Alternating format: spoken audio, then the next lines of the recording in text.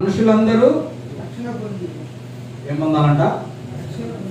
మనుషులందరూ అంటే ఒకరు ఇద్దరు కాదు, కానీ మనుషులందరూ రక్షణ పొంది సత్యమును గూర్చిన అనుభవ జ్ఞానము గలవారై ఉండవాలని ఇచ్చయించుతున్నాడు. అంటే ఇష్టపడుతున్నాడు. దేవుని యొక్క ఇష్టం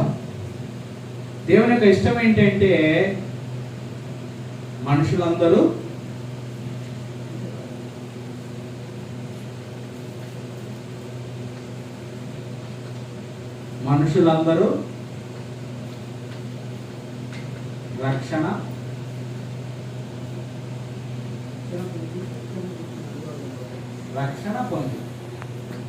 రక్షణ పొందుట ఏం చేయాలంట?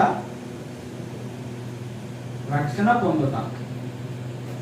దేవుని యొక్క ఇష్టము, దేవుని యొక్క కోరిక ఏంటంట?